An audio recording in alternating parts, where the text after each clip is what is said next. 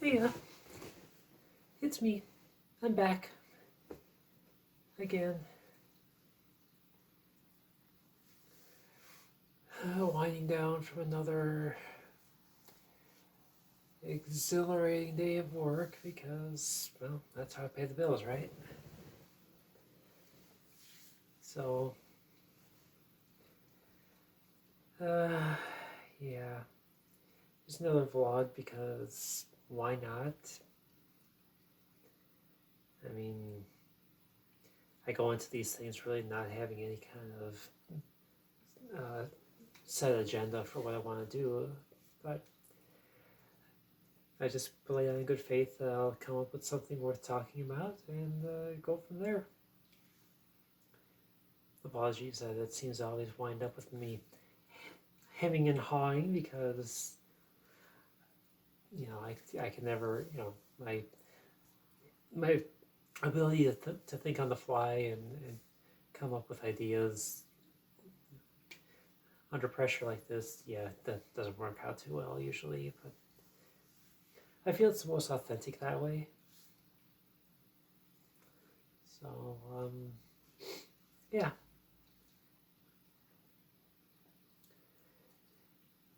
So I guess there is one thing I want to kind of toss out there, just because it's been a recent thought on my mind that I've been considering, and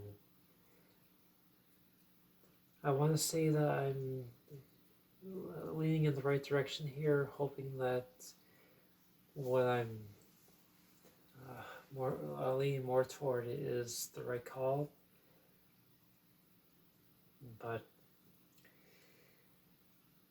just over the last few weeks, I started noticing more more changes in my transition, and I'm starting to think that I got approval for the top surgery. That approval was sent out back in July or August, and at the time I was pretty dead set on getting it done. I still had reservations on it because I had been on the fence for a long time, and it's one of those things where it really should be a simple choice. Whether or not you're going to get breast augmentation or not. I mean, I started the whole thing because I thought, I was under the impression when I was on HRT early on, I had decent growth, decent development for about the first maybe 7-8 months, and then it just stalled out right around the winter, late winter, early spring of 2022. Less than a year after I started HRT, and I was getting concerned. My endocrinologist said that it was possible that I had already reached the maximum development. So I just kind of had to accept my fate at the time. But at the time, as much as I wanted to see a little bit of an increase in the chestal area. Oh, hey, look who shows up! Look who shows up!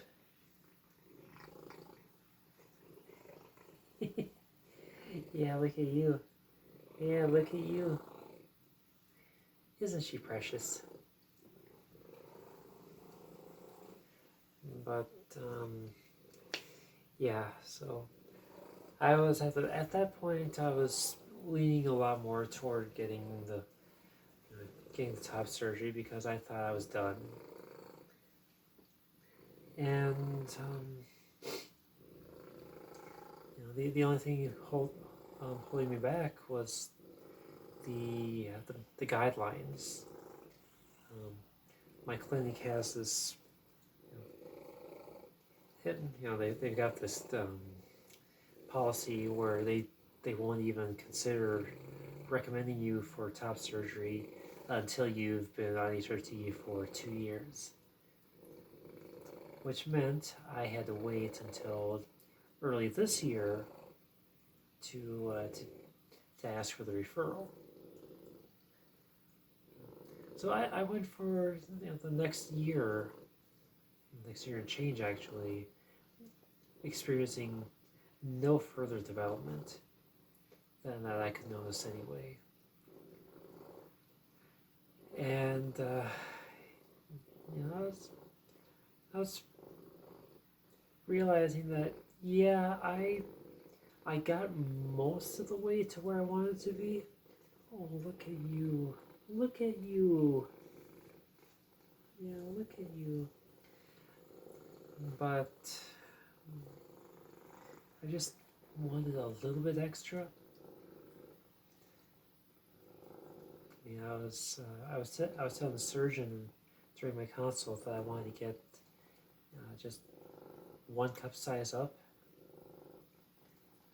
Because I am naturally a 34B. It's a small B, but there's a lot of room left to fill out. So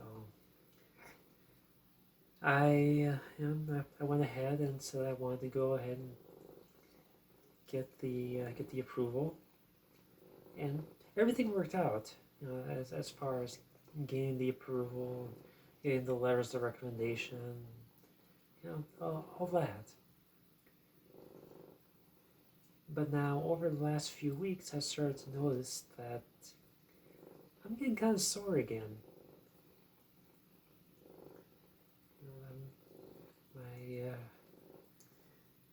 chest is getting tender and kind of sore when it gets bumped, and it's got me thinking that the growth has not stopped. It was just taking an extended breather.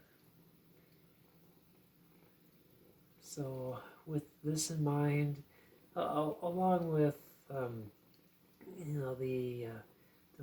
the medical costs, even with insurance, it's going to cost me a few $1,000s, and the time off from work, the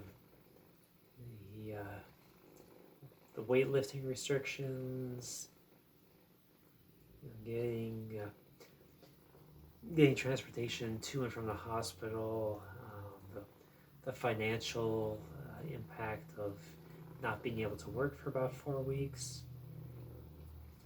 That part actually surprised me, because I heard that it was this real minor thing, that being an outpatient procedure, I didn't think that the recovery time would be that long. And not to mention, the part where you have this foreign object inserted into your chest in two spots. Kind of looks less and less impressive that way, And all this just so I could gain just a little bit more in the cleavage department.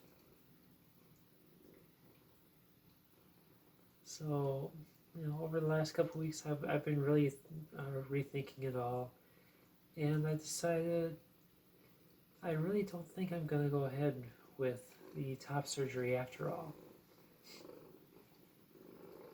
because I think, and maybe I'm predicting wrong here, but I think that I'm developing more, and I'm going to wind up with a size that I was hoping for to begin with.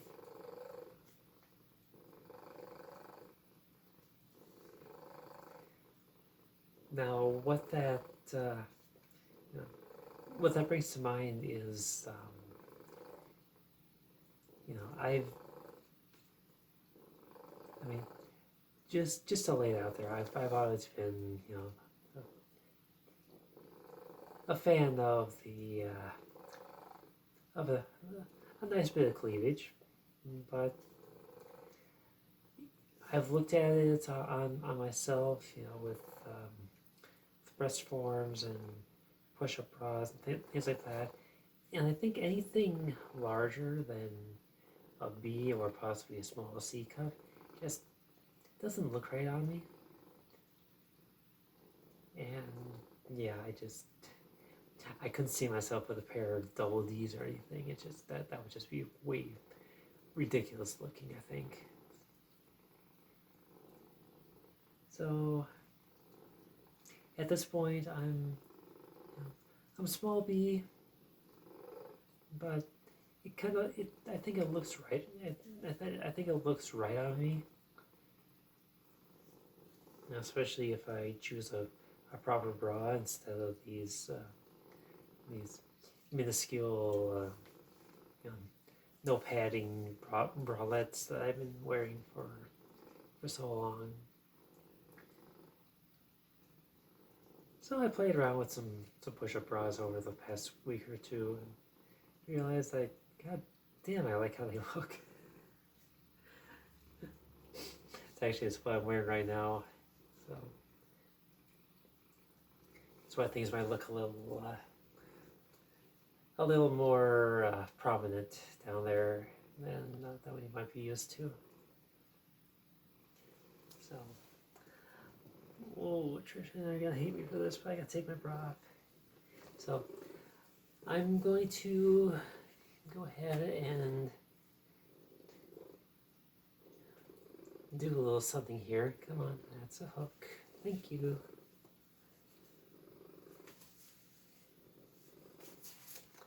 And I'm just doing this as a comparison, because gone. This is me normal. Yeah, I'm back to normal. So I know not much prominent there, but it's not much less than what I really want to be. Trish, do you mind? Your teeth are sharp. Your teeth are very sharp, as are your claws. And I would really like to not be bleeding from my hands. So please be nice to me. Yeah, you can do that. You can do that. So anyway, I think I'm gonna just go ahead and forego the whole thing with with getting the top surgery. I mean, my mind might change between now and the end of the year. They won't contact me again about the surgery until probably around November or December, because they're scheduling. They don't schedule more than 12 weeks out for surgeries. Don't know why. It's just that's the way it is. So I've got that time to think about it, but I think I'm pretty set that what I've got and what I'm moving toward is going to be enough. So there's my big thing for the day. I mean, it's not great, but I think I'm doing what's best for me. Just because I always wanted to just go natural, see what would happen without external surgical intervention, because that becomes a big old hassle unto itself, and then the maintenance on it, and the risk of rupture, and I don't know what the lifespan is on these implants anymore. So that's also the big part of why I was shying away from it more and more as time went by, because I really don't want to have to go back every 10. I don't even know what the lifespan is anymore. But maybe if it's 10 years, well, you gotta go back 10 years and get it redone, get the old one removed, put a new one in. All those extra costs and being laid up again. Yeah, it just doesn't really work out for me. So that's where I'm at. So fun facts about Mila, right? Really, cat? Ignore the cat. Ignore the cat in the background, slurping her out, her crotch area and her ass. Just ignore her. She is very inconsiderate when it comes to things like that.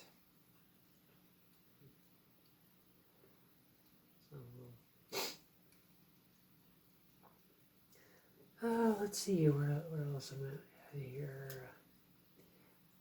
I am at the...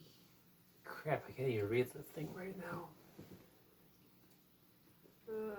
17 minutes in, so I got a little extra time yet.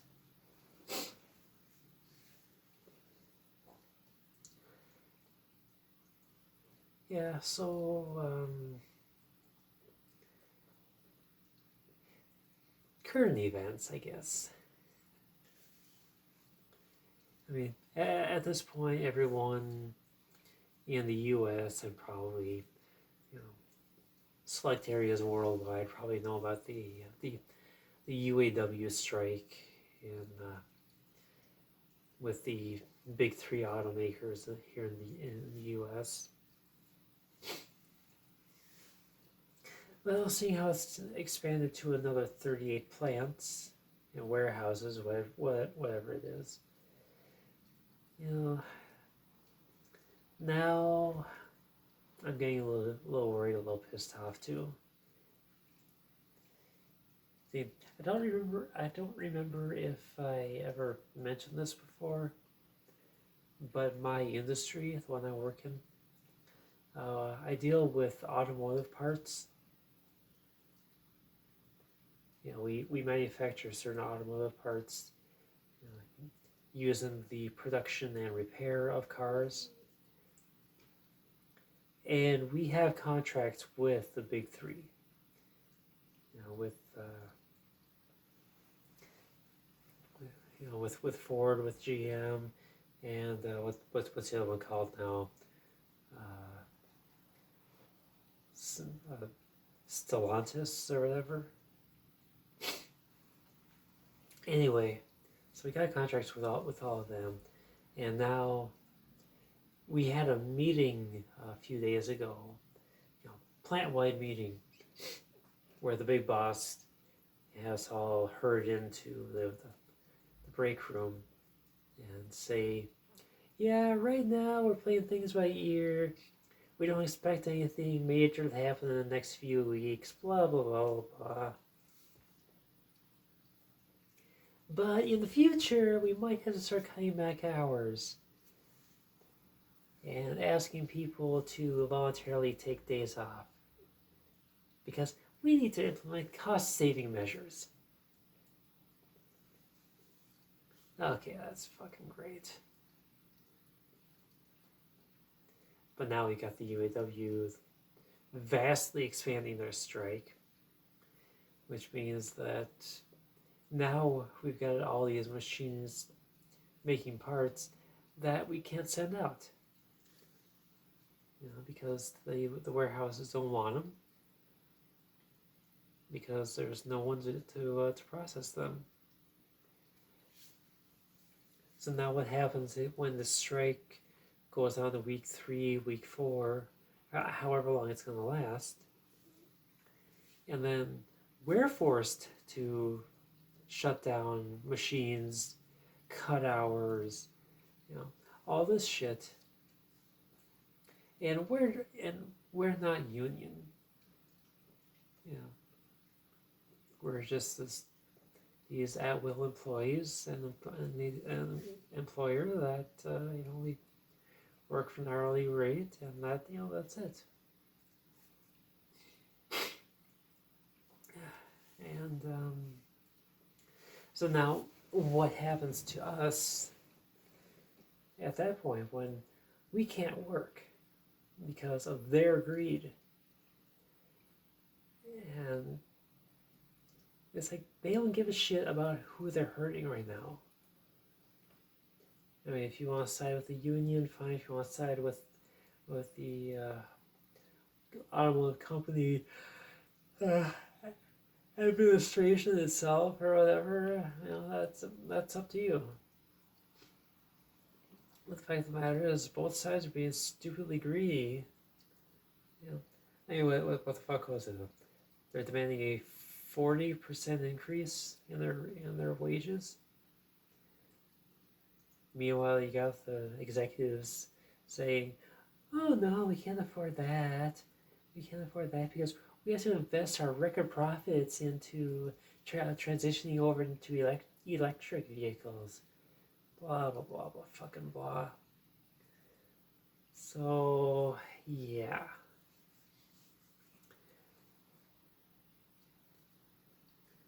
I'm gonna be really pissed. If a few more weeks go by, and all of a sudden I find that that I don't need to go to work for a week or two because guess what? There's no demand for your parts. So then what?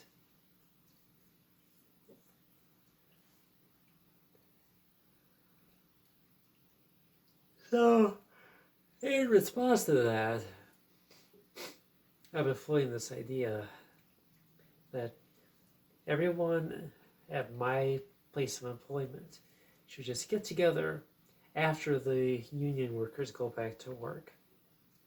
And then we go on strike. Collectively refuse to work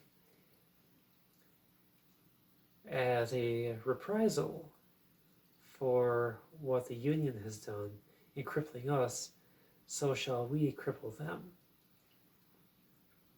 After all, you can't make cars if you don't have the parts to make them with. Tit for tat kind of thing. That's just how I am. Not that that'll ever happen because it's childish and immature, but I'd like to do it sometimes just because I want to teach people lessons about greed. Sorry. My nose is a little stuffy this morning. So, yeah. Been doing pretty well lately. I mean, aside from the consistent dread over the auto workers strike and the impact that's going to have not only on me, but on everyone else involved in the supply chain. I mean, what happens to these dealerships? The ones that are privately owned, where they depend on these supplies to come in so that they can fix vehicles. I mean, you're gonna have a lot of the smaller ones go out of business because they don't have the parts to make the profits. And then, the cars they'll eventually sell out. If the strike goes on much long, if the strike goes on too long, I think that they have like average 50-day turnover. I think it's what they said, where the cars take 50 days, maybe 60 days to go from lot to a new owner.